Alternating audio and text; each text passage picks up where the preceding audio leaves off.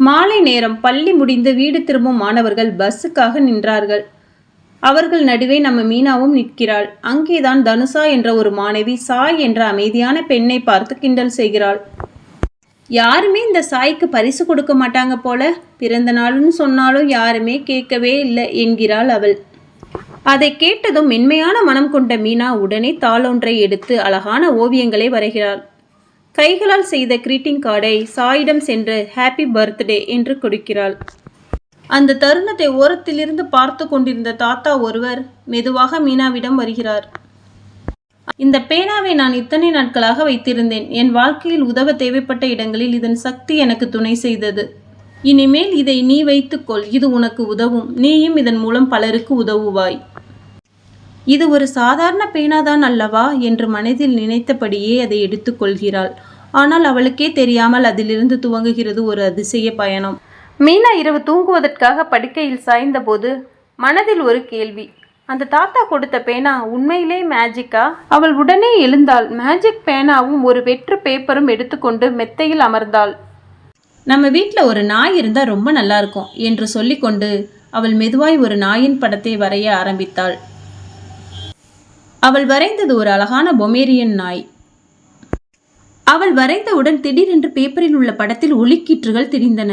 அடுத்த நொடி அந்த நாய் அவளது முன் மெத்தையில் நின்றது. அவளது கண்களை நம்ப முடியாமல் பார்த்தாள் மீனா. அது உண்மையில வந்துருச்சு என்று சொல்லி அதிர்ச்சியில் நாயை தொட்டு பார்த்தாள். நாய் குரைத்தது. அந்த சத்தம் கேட்டவுடன் மீனாவின் முகத்தில் மகிழ்ச்சி. மீனா மெதுவாக காலையில் எழுந்தாள். நேற்று நடந்ததெல்லாம் கனவா? நாய் கூட வந்ததே, இப்ப இல்லையே என்று குழப்பத்தோடு கிச்சனுக்கு செல்கிறாள்.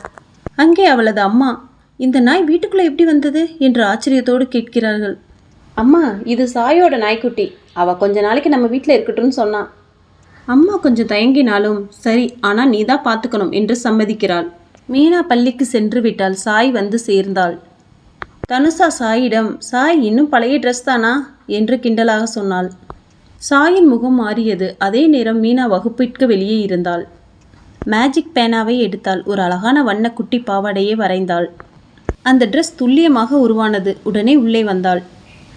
இது உனக்கானது சாய். நேற்று உன் பிறந்த நாளில் உன் அம்மா அனுப்பி வச்சதாம், லேட்டாக வந்திருக்கு. சாய் அந்த அழகான ட்ரெஸ்ஸை பார்த்ததும், ரொம்ப நன்றி மீனா. சாய் உடனே அந்த ட்ரெஸ்ஸை மாற்றிக்கொண்டாள்.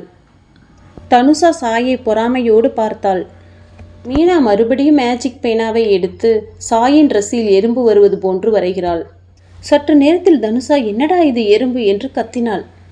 அப்பொழுது மீனா தனுஷாவிடம் அமைதியாக சொன்னாள், தனுஷாவோட பழைய ட்ரெஸ் இருக்கு, அதை போட்டுக்கோ. தனுஷா தயங்கினாள். ஆனால் வேறு வழி இல்லை. சாயோடைய பழைய ட்ரெஸ்ஸை எடுத்து போட்டுக்கொண்டாள். கிளாஸில் எல்லாரும் சிரிச்சாங்க. ஒரு நாள் மாலை மீனா, சாய், தனுஷா மூவரும் பள்ளி முடித்து பஸ்ஸில் இருந்தனர். சாய் சோகமாக கீழே பார்த்து கொண்டிருந்தாள். மீனா கேட்டாள், ஏய் சாய், நீயே சோகமா இருக்க? என் அம்மா உடம்பு சரியில்லை, மருத்துவ செலவுக்கு பணம் தேவைப்படுது. அவளது வார்த்தைகளில் ஒரு துயரம் இருந்தது. அதை கேட்டவுடன் மீனாவின் மனசுக்குள் ஒரே ஒரு எண்ணம், நம்ம மேஜிக் பேனாவை தான் பயன்படுத்தணும். அவள் மெதுவாக பஸ்ஸின் பின்புற சீட்டில் அமர்ந்து மேஜிக் பேனாவை வைத்து 500 ரூபாய் நோட்டுகளை வரைய தொடங்கினாள். அவள் வரைய 10 நொடிதான் எடுத்தது. பளிச்சென்று உண்மையான 500 ரூபாய் நோட்டுகள் உருவாகின. அதே நேரம் தனுஷா மீனாவை பார்த்து கொண்டிருந்தாள். இதுதான் மேஜிக் பேனாவா? இதுவே என்னிடம் இருந்தால் நான் எவ்வளவோ செலவு செய்யலாம். தனுஷாவின் மனதில் தீய எண்ணங்கள் உருவாகியது. அதே நேரம் மீனா சாயிடம் 3000 பணத்தை கொடுத்தாள். இந்த பணம் உனக்கேது? என் அம்மா காய்கறி வாங்கிட்டு வர சொன்னாங்க. அம்மா சொன்னா புரிஞ்சுக்குவாங்க என்றாள் மீனா. தனுஷா ராத்திரி நேரத்தில் தன்னுடைய திட்டம் போலவே செய்கிறாள். அவள் மெதுவாக மீனா வீட்டுக்குள் நுழைகிறாள். தூங்கி கொண்டிருந்த மீனா கவனிக்காமல் இருக்கும் பொழுது மேஜிக் பேனாவை எடுத்து விடுகிறாள். காலையில் பள்ளி வாசலில் ஒரு அதிர்ச்சி. மறுநாள் காலை பள்ளி வாசலில் எல்லா குழந்தைகளும் வாயடைத்து போயிருந்தனர். ஒரு பெரிய டைனோசர் பள்ளி வாசலில் நின்றிருந்தது. அதன் வாயிலிருந்து நெருப்பு வெளியே வந்து கொண்டிருந்தது. எல்லோரும் பயந்து ஓடினார்கள். ஆசிரியர்கள் அலறினார்கள். அதே நேரம் மீனா 10 நிமிட தாமதமாக பள்ளிக்கு வருகிறாள். அவளது ஸ்கூல் பேக்கில் மேஜிக் பேனா இல்லை என்பதை உணர்ந்தாள். இதை தனுஷா தான் எடுத்திருக்க வேண்டும் என்று தனுஷாவிடம் ஓடினாள். தனுஷா, நீ என்ன பண்ணிட்ட? இந்த பேனாவால் டைனோசர் வரைஞ்சிருக்க. இது நமக்கெல்லாம் ஆபத்தை தான் தரும்.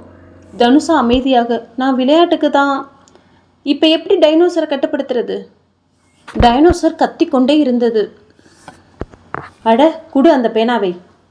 பயத்தில் சீரியஸாக இருந்த தனுஷா பேனாவை மீனாவிடம் கொடுக்கிறாள். மீனா உடனே ஒரு வித்தியாசமான மனிதனை வரைய ஆரம்பிக்கிறாள். ஒரு பெரிய பறக்கும் மனிதன். அவன் கைகளை உயர்த்தினால் தீயை கட்டுப்படுத்த முடியும். வெறித்தனமான வேகத்தில் அந்த மனிதன் வந்தான். ஒரு கையசைவில் டைனோசரை கட்டுப்படுத்தினான். பின்னர் அந்த டைனோசரின் தோளில் அமர்ந்து காட்டுக்குள் பறந்து செல்வதை குழந்தைகள் வாய் திறந்து பார்த்தார்கள். தனுஷா மெதுவாக மீனாவை நோக்கி வருகிறாள். அவளது முகத்தில் சற்று ஏமாற்றத்துடன், மீனா, நான் செஞ்சது தப்புதான், என்னை மன்னிச்சிடு. மீனா சிரித்தவாறே, பரவாயில்ல தனுஷா, எல்லாரும் தவறு செய்யக்கூடுமே. அப்படின்னா என் கூட பைக்கில் வரணும், ட்ரீட் தாரேன், சாய் கூட வரட்டும். மீனா சொன்னாள். சரி, மூவரும் போவோம். மூவரும் மகிழ்ச்சியாக பைக்கில் புறப்பட்டனர். ஒரு அழகான ஐஸ் கடைக்கு சென்று தங்களுக்கு பிடித்த ஐஸ்கிரீமை வாங்கி கொண்டனர். மீனாவும் சாயும் எப்பொழுதும் போல் சந்தோஷமாக பேசி சிரித்து கொண்டிருந்தனர். அப்பொழுது தனுஷாவின் மனதில் மட்டும், இந்த மேஜிக் பேனாவை எப்படி மீனாவிடமிருந்து எடுத்துவிட வேண்டும், இது என் வாழ்க்கையை மாற்றும் சக்தி. இந்த கதை முடிந்ததா? இல்லை குட்டீஸ், தனுஷாவின் திட்டம் இன்னும் தொடரும். இதை பற்றி அடுத்த பாகத்தில் பார்க்கலாம். இந்த மேஜிக் பேனா கதை உங்களுக்கு பிடித்திருந்தா லைக் பண்ணுங்க, சப்ஸ்கிரைப் பண்ணுங்க.